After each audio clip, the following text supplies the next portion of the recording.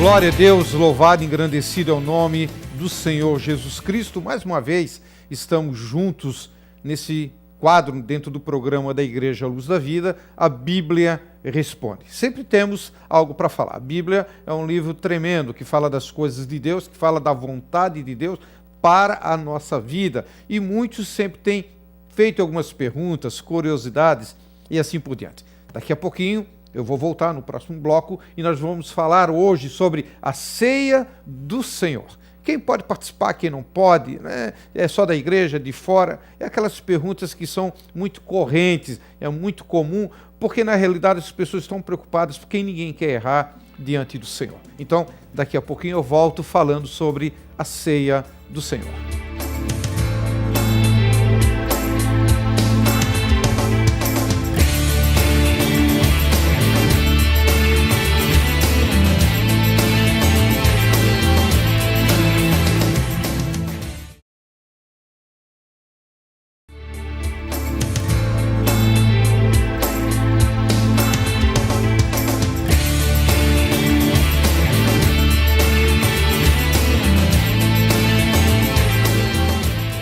Glória a Deus. Voltamos então nesse bloco, então agora vamos estar falando um pouquinho sobre a ceia do Senhor.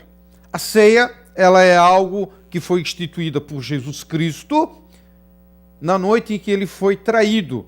Seria para nós na quinta-feira à noite, mas na realidade no calendário judaico já era sexta-feira. No 14º dia do primeiro mês, o mesmo dia que eram sacrificados o cordeiro para a lembrança da libertação do Egito. Teria que ser naquele dia. Jesus Cristo participou de uma ceia, de uma forma pela fé. Ou seja, antes da morte dele, ele já compartilhava o pão e o suco de uva, né, o fruto da vide, com os seus discípulos. Assim aconteceu quando eles iam sair do Egito. Um dia antes da saída do Egito, está lá em Êxodo capítulo 12, você vai ver eles matando um cordeiro, colocando sangue nos umbrais da porta. Eles comemoraram a saída antes de sair. Isso é muito interessante. Nós comemoramos, por exemplo, 7 de setembro, independência, em novembro, república, assim por diante. Primeiro o fato aconteceu, depois nós comemoramos. Primeiro a criança nasce, depois nós fazemos o seu primeiro aniversário. As coisas de Deus acontecem de forma oposta. Primeiro você comemora e depois as coisas acontecem. Isso é pela fé. Quando Jesus Cristo instituiu toda a ceia, ele estava com seus 12 num cenáculo, num lugar lá em Jerusalém. Nós tivemos o prazer de estar lá. Paulo, que escreveu grande parte do Novo Testamento e a maioria das cartas que você conhece, ele não estava presente. Por isso que ele escreve aos Coríntios, 1 Coríntios capítulo 11, a partir do versículo 23, e me chama muita atenção quando ele diz assim, porque eu recebi do Senhor o que também vos entreguei. E ele começa agora a fazer uma dissertação sobre a ceia e como deveria ser a ceia. E ele começa, então, falando quem pode e quem não pode. E ele diz assim, porque todas as vezes comer deste pão e bebedes o cálice, anunciais a morte do Senhor até que ele venha. Por isso, aquele que comer o pão ou beber o cálice do Senhor indignamente, será réu do corpo e do sangue do Senhor. Examine-se, pois, o homem a si mesmo, e assim coma do pão e beba do cálice, pois quem come e bebe sem discernir o corpo, come e bebe juízo para si. Eis a razão porque há entre vós muitos fracos, doentes e não poucos que dormem. Cada lugar, cada igreja tem uma forma de ministrar a ceia. Existem algumas igrejas que a ceia é chamada de super restrita, só pode participar os membros daquela igreja. Existe a ceia restrita, só pode participar pessoas que são daquela denominação, mesmo sendo de outra igreja.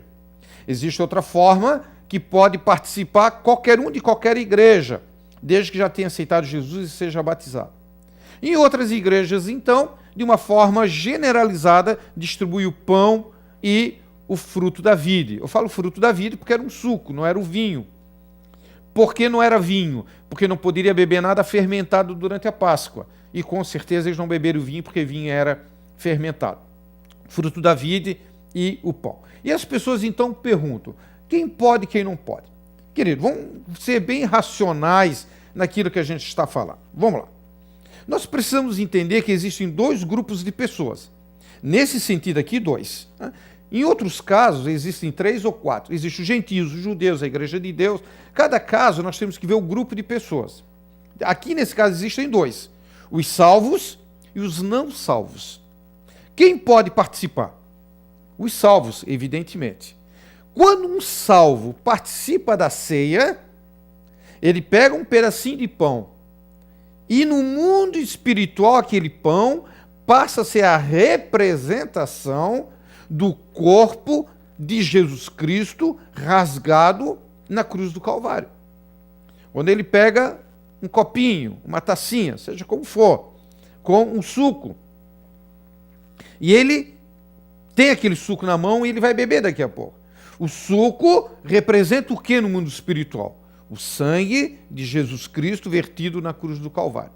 Quando ele se alimenta do pão e do suco, o que ele está declarando no mundo espiritual? Que Jesus é o seu alimento. Entra na nossa igreja uma pessoa que não é salva. Aí você diria, então ela não pode participar. Eu concordo com você, ela não poderia participar. Primeiro, quem somos nós para julgar? Quem somos nós para estar perguntando quem pode e quem não pode? Quem somos nós para dizer que aquele tem pecado e aquele não está? Até porque a ceia é feita para pecador. Eu quero que venhamos entender isso. Porque se o pecador não puder participar da ceia, ninguém mais pode participar. Porque a Bíblia diz que todos pecaram. E mesmo nós ainda não vivemos na prática do pecado, ainda cometemos os nossos pecados, quem sabe ainda mais do que aquele que é ignorante na palavra. Mas quando nós estamos em pecado, não vivemos na prática do pecado. Mas quem somos nós para sentar na mesa do Senhor? Quem sou eu, quem é você, para poder estar ceando com Jesus Cristo? Somos nada e somos indignos. A exemplo de Mefibosete, em 2 Samuel capítulo 9. Quando ele era coxo de ambos os pés, e ele não poderia estar na presença do rei. Mas o rei disse, comerá Mefibosete pão na minha mesa. E Mefibosete sentou na mesa do rei Davi pela pura misericórdia e graça do rei. Assim somos nós. Quem sou eu para dizer que eu posso e outro não pode? Ah, mas pastor, mas aí a gente conhece a pessoa. Então, vamos lá. Existem 2 grupos de pessoas, ok? Quem pode e quem não pode. E o que não pode, se ele participa, o que acontece? Ah, pastor, aí ele vai beber para sua condenação, ele está condenado. Tá ok. Então ele já não podia participar porque já estava condenado. Então se ele participa, ele vai estar mais condenado ainda? Não, não tem nada a ver.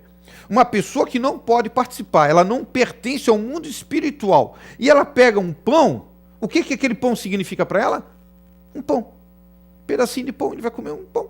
Assim, às vezes, durante a ceia, nós não servimos na Luz da Vida para crianças, algumas igrejas servem, nós não servimos, mas às vezes uma criança pega um pãozinho e tal. O que ela está comendo? Ela está comendo um pão. E a pessoa pega um suco de uva e ela bebe. O que ela está bebendo? Um suco de uva. Para mim e para você que somos salvos, representa o sangue de Jesus. Para aquela pessoa não representa nada.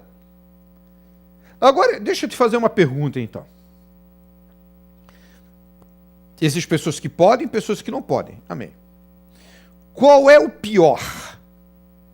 Qual é o pior? Não poder e participar ou poder e não participar? Pior, querido, é quando você pode, quando eu posso, e às vezes a pessoa não participa. Isso é pior. Então nós temos 2 grupos, aquele que pode e aquele que não pode. O cara que não pode e participa, não acontece nada. Ele já está condenado, ele não está salvo. Mas aquele que está dentro do corpo do Senhor Jesus Cristo e não participar, não sabe discernir o corpo, bebe juízo para si. E a Bíblia diz que será eliminado do seu meio, do seu povo.